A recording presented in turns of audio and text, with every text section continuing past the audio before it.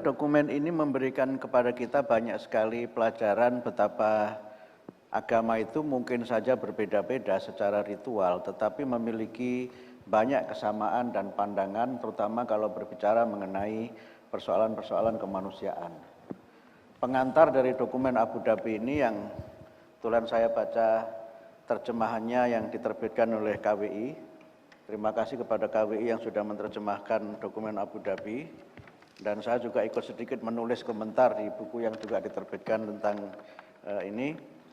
Poinnya adalah bahwa ada satu hal yang menurut saya penting adalah one humanity, kemudian one responsibility. Karena itu ketika dokumen Abu Dhabi ini berbicara mengenai kemanusiaan, tentu saja kemanusiaan dalam konteks ini adalah manusia sebagai makhluk Tuhan yang sangat mulia dan makhluk Tuhan yang memiliki hak-haknya untuk meraih kebahagiaan dan kedamaian dalam kehidupannya. Dalam konteks ini, dokumen Abu Dhabi itu mengangkat kemanusiaan itu tidak sekedar persoalan-persoalan yang berhubungan dengan etika, tapi berhubungan dengan etik. Dan beberapa persoalan yang diangkat, saya kebetulan mendalami agak banyak dokumen ini. Pertama adalah persoalan di mana ketika orang berbicara mengenai damai, itu tidak sekedar the absence of war, tidak sekedar tidak adanya perang, tapi damai itu adalah security. Damai itu adalah rasa aman, yang di dalamnya juga ada ketenangan, dan juga ada kedaulatan atau sovereignty. Dokumen ini juga menekankan bahwa manusia itu lahir ke dunia sebagai makhluk Tuhan yang bebas, makhluk Tuhan yang merdeka. Sehingga karena itu tidak boleh atas nama apapun manusia memperbudak sesama umat manusia, manusia menjajah manusia yang lainnya, atau manusia memperdagangkan manusia demi kepentingan-kepentingan yang bersifat jangka pendek. Ini saya kira pesan penting yang sekarang ini menjadi bagian dari tantangan dunia yang luar biasa. Tantangan dunia di mana kita ini juga mengalami persoalan insecurity, bukan sekedar karena persoalan tadi the absence of war, apalagi sekarang kita melihat juga banyaknya peperangan yang sekarang ini terjadi, tapi juga insecurity dari sisi manusia itu mendapatkan keterpenuhan dalam kehidupannya, terutama menyangkut kebutuhan dasarnya. Kita sekarang melihat adanya problem food insecurity. Rasa di mana kita ini melihat banyak sekali manusia yang menderita kelaparan, sementara sebagian besar manusia itu membuang-buang makanan karena berlebih-lebihan. Ini masalah yang diangkat di dalam dokumen ini dan itu masalah kita yang serius.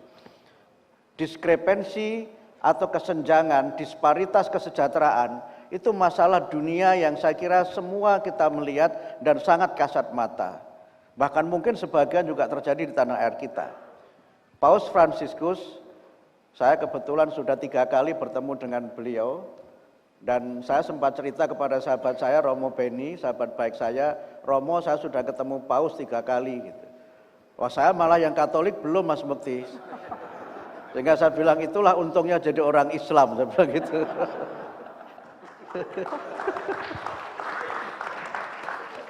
Dan ketika beliau dikukuhkan sebagai pemimpin tertinggi umat Katolik itu, saya juga menulis di salah satu media di mana Paus Fransiskus ini ada seorang yang sangat peduli dengan kaum papa yang sering disebut sebagai paus gelandangan dalam tanda petik.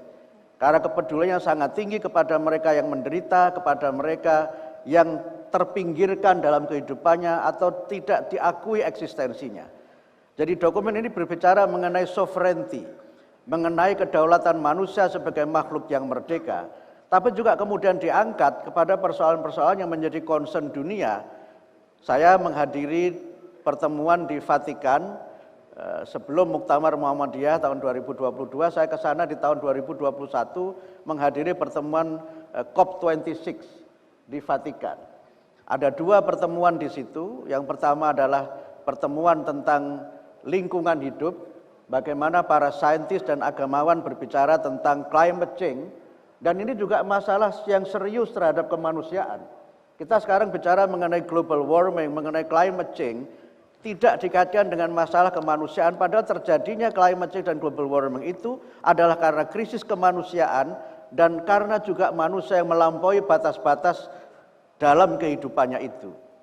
Kemudian yang kedua bicara mengenai guru.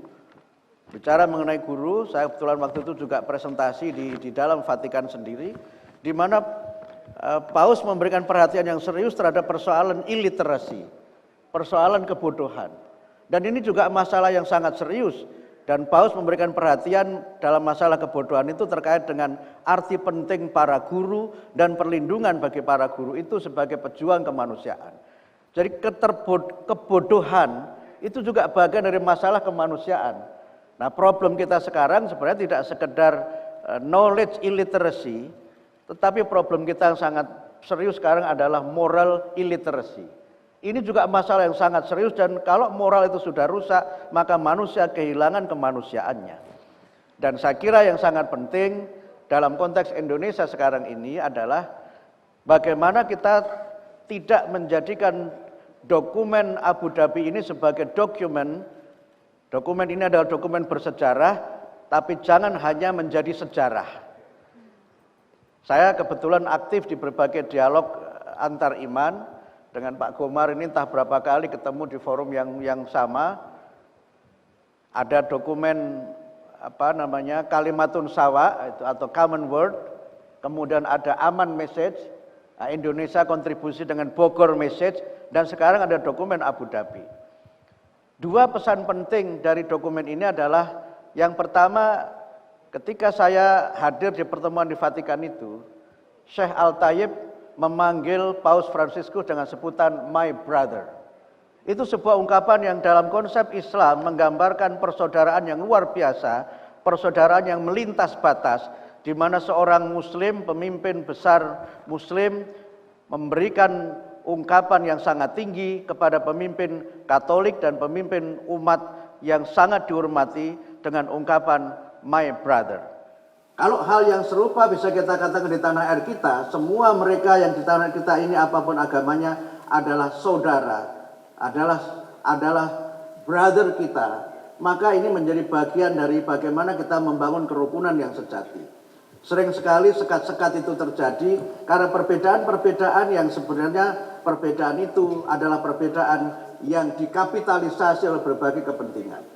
Nah, yang kedua kemudian adalah bagaimana agama itu bisa bergerak bersama-sama karena ada banyak titik temu dalam agama-agama itu. Kebetulan saya termasuk yang agak aktif mendorong berbagai kegiatan kemanusiaan di Indonesia.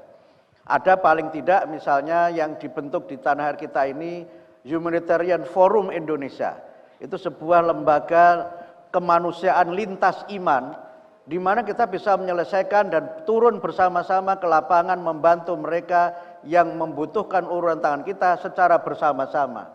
Kita membaca kitab suci yang berbeda, tapi pesan kitab suci itu sama yang kemudian kita amalkan dalam bentuk aksi kemanusiaan yang ternyata memberikan manfaat yang sangat besar bagi masyarakat. Kemudian yang kedua yang sekarang sedang kita galakkan itu gerakan Iko Bineka. Itu sebuah gerakan lintas iman untuk pelestarian lingkungan dan sekarang sudah berjalan di 4 tempat di Indonesia. Ternyata kita juga bisa bersama-sama.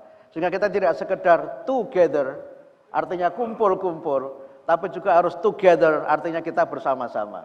Inilah yang saya kira menjadi bagian penting sehingga dokumen Abu Dhabi ini menurut saya tidak hanya berhenti menjadi sebuah good document, tetapi harus menjadi bagian dari living document. Dokumen yang senantiasa hidup karena kita mensosialisasikannya dalam kehidupan kita di masyarakat di Indonesia kita ini. Kemudian yang kedua adalah menjadi bagian dari roadmap.